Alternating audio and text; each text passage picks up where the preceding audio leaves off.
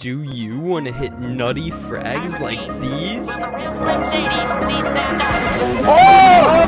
Hey! Tag! Actually, I might go. Oh!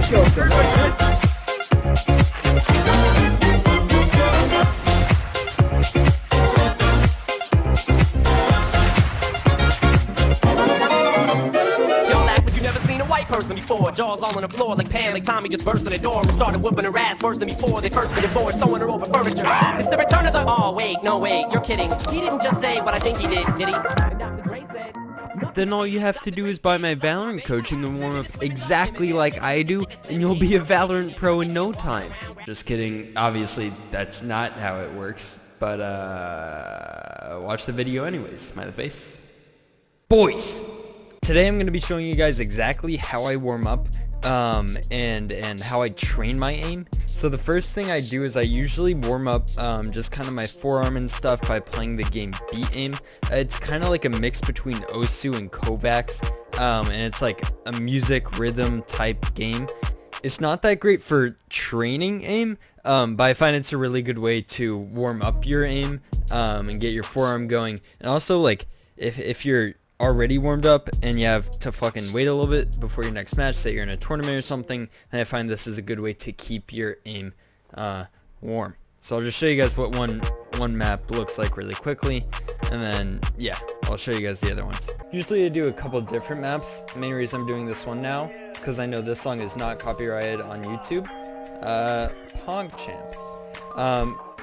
So I just make sure I'm being smooth and consistent with everything I'm doing inside this game.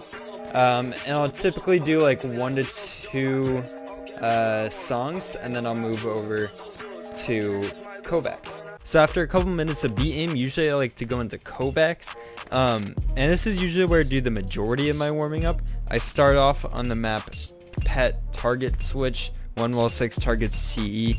I'm just gonna put all the maps that I do in for how much time I do them on the screen now, so I don't have to go through one by one and waste your time. But I highly recommend doing this if you're looking to improve your aim, especially in Valorant. I handpick these maps to help out with stuff in Valorant. So yeah, I'd definitely give it a shot. Okay, well I log on and there's a completely new update. So what I usually do, custom's usually up here, but for some reason it's down here now. But usually I enter practice range for warm up, and this is where like the specifics and the meat of the warming up actually comes in handy. So the first thing you want to do is you want to pick Sage, no matter what character you're maining, because like in practice you're not going to use the abilities almost at all. So I lock in as Sage, press F3. You have to be behind this to press F3, or else it just doesn't fucking work. So you press F3. I just put oh, that's fucking weird. Okay, usually there would be a spawn option here. I guess they moved it to here, so you press this if you want fucking like individual bots or something like that. But if you just get out of that and click this practice button, it'll spawn all of the bots. So the first thing you want to do is I usually buy a ghost first. Make sure the bots do not have armor on.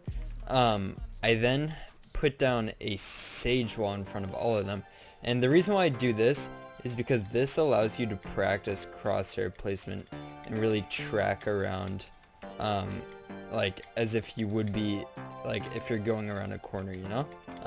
So I'll usually do this a couple of times, and then once I'm done with the ghost, I'll usually switch over to the phantom, and I'll just do the exact same thing, this time with burst spraying. Here you want to focus on not like peeking out like this. So what you do is you should go as far back as you can and try and peek one bot at a time, right? Because in a fight you don't want to put yourself in a 2v1. Like if I swing like this, there would be 3 people looking at me. So here what you want to do is you want to just try and peek one at a time. Fucking bench.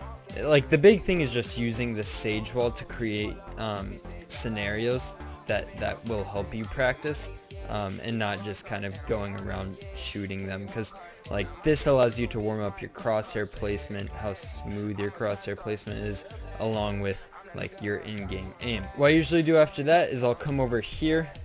I like to start off at 5 meters, usually just start off with the Vandal and make sure that my bullets are hitting kind of the center, and I'll just kind of do this a couple of times. The point here is just to get your recoil down, and practicing it a little bit every day actually does a pretty good job at just keeping your recoil control focus. I usually then switch it to 10 meters, and then I do the same thing. So I usually just switch back and forth between the Phantom and the Vandal, make sure that I have that muscle memory to get it all kind of in that center area.